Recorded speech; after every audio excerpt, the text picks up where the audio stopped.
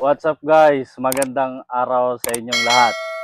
At bago ang lahat sa video na to mga idol, nagpapasalamat muna ako sa lahat ng sumuporta sa ating YouTube channel. At syempre, dito na din sa ating Facebook page Kasipag Tracker. Guys, meron akong good news sa inyo.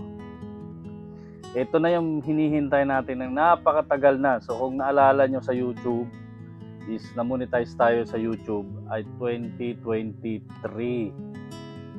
So dahil nga nagpa-Maynila kami, pumunta kami ng Maynila, hindi ko nakuha yung pinadalang Google AdSense dahil naka-address yun doon kung saan ako dati nagtrabaho at nag-stay. Eto na yon, dumating na.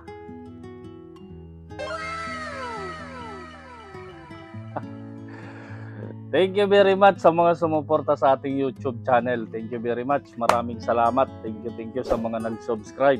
At syempre sa mga naka-follow sa ating Facebook page.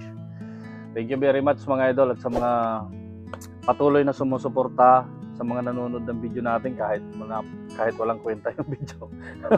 Okay guys. At least okay lang yung mga idol. So sa YouTube kasi kailangan lang natin maging consistent sa pag-upload at syempre dito sa Facebook page. At nagpapasalamat din ako sa mga nagtiwala at andito pa rin kahit na nagkaroon tayo, humina tayo nitong mga nakaraang buwan, mga ilang buwan din tayo humina dito sa Facebook page. Andyan pa rin kayo kahit hindi na tayo sumahod ng mga nakaraang buwan, andyan pa rin naman kayo. Pero take note guys, nakuha naman natin yung sahod nung nakaraan sa Facebook. So dito guys sa YouTube natin, sa YouTube channel natin, meron na tayo ditong earnings. Kaso nga lang, hindi tayo makasahod gawa dito. Dahil dito, ito yung hinihintay natin. So si Google AdSense ay dumating na. Nabuksan ko na to guys kahapon, kagabi. So sinit up ko na siya, yung payout, sinit up ko na para siyempre magtuloy-tuloy tayo sa YouTube natin. So thank you very much at meron na tayong 170 subscriber yata sa ating YouTube channel. Guys, maraming salamat kahit napakaliit lang natin. Andiyan pa rin naman kayo. Thank you very much guys. Patuloy lang tayo sa pag-upload, no? Kung mga nagba-vlog kayo, tuloy-tuloy lang kayo kahit na nauubusan na kayo ng content yan, tuloy pa rin kahit ako nauubusan na kung ano-ano na lang ina-upload ko. So doon sa nagtatanong, mga idol, sa nag-comment doon dito sa post ko na to sa Google AdSense kahapon kung paano daw ako nakakuha nito ng Google AdSense. Ito guys ay napaka-importante. Sa YouTube guys sa YouTube, hindi sa Facebook. So hindi ka kasi makakasahod kung wala to. And then hindi ka rin talaga magkakaroon nito kung hindi ka monetize. No? So ang requirements kay YouTube, sa nagtatanong doon, shoutout kay Idol, ay kailangan mong maka 1,000 subscribers and then 4,000 time watch hour. So sa totoo lang mga idol, matagal na natin nakuha yan, na-meet yung requirements na yan, last 2023 pa. So halos sumabot na nga tayo ng total of million na yata ang views natin sa YouTube. So sa Facebook natin, mas marami na. Matagal na na-monetize yung Facebook natin. So ano pa, 2022 pa yata na-monetize yan. So thank you very much guys. At tuloy nyo lang ang pangarap nyo na makakuha nito. So hindi ko na ipapakita yung loob nito guys. So sa totoo lang, ito na lang yung hinihintay talaga ng YouTube channel ko. So kahit na yan 100 views lang, 200 views lang yung YouTube channel natin,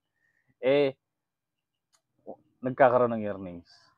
So kung naalala nyo dati, nag-focus ako sa YouTube dahil nga yun nga, nagkaroon tayo ng konting problema sa Facebook page natin dahil doon talaga tayo nakapokus sa Facebook page.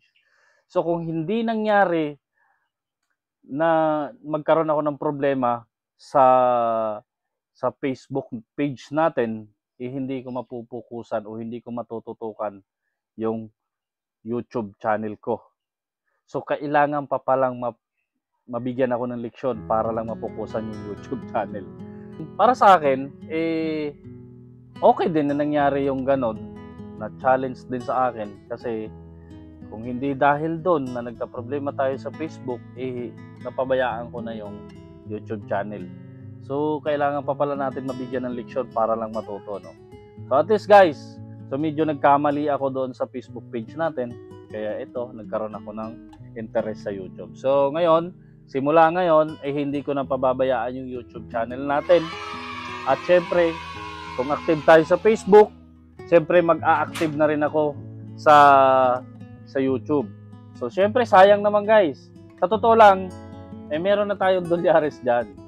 Sa mga humihingi ng tulong natin dyan mga idol, i-PM nyo lang ako, at sa iba naman na hindi financial mga idol kasi medyo alanganin pa tayo ngayon. Huwag muna sa financial. Hindi naman tayo sikat meron, makakatulong naman tayo kahit konti, pero hindi lahat. So doon sa nagtatanong kung gaano daw ka-importante ito po ay PIN. PIN po ito. Google AdSense PIN. PIN po ito. Isa ito sa susi para talagang magtuloy-tuloy yung earnings natin. So kahit man wala to, habang hinihintay nyo is continue naman yung pag-earnings sa YouTube. Kaso nga lang, hindi nyo po makukuha yung earnings nyo kapag wala itong PIN na to. So actually, hindi naman kita yata yung loob. Papel lang ito. Hindi ko na papakita yung loob guys kasi confidential to. Hindi ko rin papakita yung likod. Number lang to guys. So kailangan kong ilagay doon sa payout ko para mag-continue. At thank you, nagpapasalamat din pala ako sa tumulong at sa nag-assist sa YouTube channel ko, si RRP Perez. At sa kanyang YouTube channel, nandyan din mga idol, Ralph731. So guys, pa-support please. Pa-support mga idol, pa-subscribe na din. At syempre, sa mga nandito sa YouTube channel ko, at sa mga nag-comment sa video ko, kahit kaunti lang tayo, maraming salamat. Nagpapasalamat po ako sa inyo at sa mga nag-share doon sa YouTube natin, sa mga video natin. Thank you very much mga idol. Maraming salamat. Siyempre, nagpapasalamat din ako sa ating mga supporters dyan, sa ating group. Napakadami natin. So, umabot na rin yung group natin ng 3.7 thousand members. So, thank you very much. At sige lang, ganun lang talaga mga idol, na hindi lahat ng araw o sa hindi lahat ng oras namamayagpag tayo. Kumbaga, ganun lang tayo lulubog lilitaw lang tayo So, nagpapasalamat ako mga idol, kahit na wala tayo, yung nandyan pa rin kayo. Okay? Meron o wala, nandyan pa rin kayo. Thank you very much. Bagamat, yung iba, umaasa sa atin financial, pero yung iba naman, umaasa sa atin kahit wala tayo. Okay? Maraming salamat. Nagpapasalamat ako. Thank you very much. Salute, mga idol. Thank you, thank you. And then, sa mga nagtatanong patungkol doon sa bakit daw pinili ko na ang farming. So paghahayupan kaysa sa magmaniho ako bumalik ako sa pagmamaniho, sa pangungumpanya. Alam nyo mga idol, may rason. Ito yung rason yan. Kasi meron din nagsasabi na nawalan daw ako ng lisensya, kaya nagtiis na lang ako, nagtiyaga na lang ako dito sa pagpa-farm. So hindi naman totally farm na talagang yung as in magtatanim na lang ako na magtatanim ng. So kasama na yung guys sa pagpa-farm, magtatanim syempre kung ano-ano lang. Mga kailangan doon sa mga alaga ko o mga maging alaga ko, mga manok, etc. So kung ano yung maisipan ko, magbaboy ako, kambing, itik, kahit ano pa yan, pabo, kahit ano pa yan, hanggat makakaya ko. So guys, dito rin ako kukuha ng fund ko dito sa Facebook natin, ibig magsahod tayo, bawat magsahod, o kaya dito sa YouTube natin. So, ito yung magiging pundo natin. So, maghahayupan lang ako mga idol. Kasi meron din naman tayong kunting kaalaman. Saka nandiyan naman si YouTube. Siyempre, di ba? At saka marami nag-suggest sa akin na mas better daw na mag-farm ka. Kasi nag-try din naman tayo mag-business ng iba. O hindi tayo pinalad kasi gawa ng nagbayad ng napakalaking rental. Continue pa naman tayo sa ngayon sa pag-business, pero paunti-unti na lang kasi hindi na ganun kalaki yung puhunan natin. Sa totoo lang, yung pagpa-farming natin, sana lang mag-click tayo rito kasi mas gusto ko talaga is mga hayop. Kasi parang masaya ako sa pag-aalaga ng mga hayop. Saka ang yun, mas nakakatanggal ng stress. So wala naman kasi kaming anak, 'di ba? Mga hayop na lang. Yung hayop na lang mga kakausapin natin tuwing umaga. So yan, yung ginagawa ko, yung mga alaga natin dyan is maliliit pa, mga sisiw. So nandiyan sa dalawang apat na kwarto yan. So meron pa tayong parating na mga sisiw natin. So sana lang guys, hindi na magkasakit. Nalagasan ako ng isang sisiw, okay lang yun, normal lang yan. At ayan, yun na lang din na ano ko. Kasi kung pabayaan ko yan at babalik ako sa pagmamaniho, maaring magbago na naman yung direksyon ko. Hindi ko na naman maasikaso yan. So yun, yung nabakanting lupa nila Maldita, yun yung gagamitin ko kasi hindi naman inaasikaso eh.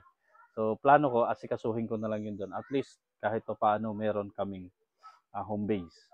Nagpapasalamat ako ulit at sana subaybayan nyo yung pagsimula ko dito sa farming kasi alam ko maraming mahihilig dyan sa paghahayupan pagmamanok, etc. O kung anong klaseng hayop pa yung inaalagaan nyo. Alam ko maraming nagkakagusto dito. So dito guys, meron akong ibibigay sa inyo na tips. Kung sakaling hindi nyo pa alam o hindi nyo napapanood pa sa iba, baka sakaling dito mapanood nyo na sa akin ito, yung mga tips na mas makatipid kayo sa sa pag-aalaga ng mga manok nyo. So yun nga, nagtanim na tayo ng asola and then Madre de Agua at kung ano-ano pa. Sa totoo lang guys, yung feeds natin may halo din yan. Pero dati kung magpakain ako ng feeds sa mga manok, ilan sila dyan? 5, 7, 8. So 10. Merong 5 dakot na feeds. So ngayon, ang nangyari, dahil may asola na ako, nakapag-harvest ako dyan sa maliit kong pan, 2 dakot na lang na feeds. And then hinahaluan ko siya ng asola. And then dahon ng Madre de Agua. And then dahon ng hagunoy, kung alam niyo yung hagunoy. And then dahon ng saging, dahon ng Madre Cacao. Ayan, kung ano-ano pa. Talagang napakaganda. So ayan, ang resulta, yung dating papayat na mga manok, ngayon, magaganda na, matataba na sila. Matatambok. Guys, thank you very much. Nagpapasalamat ako. Thank you. Lalo na sa mga sumusuporta. Maraming salamat. Salute sa inyo guys. Bye-bye.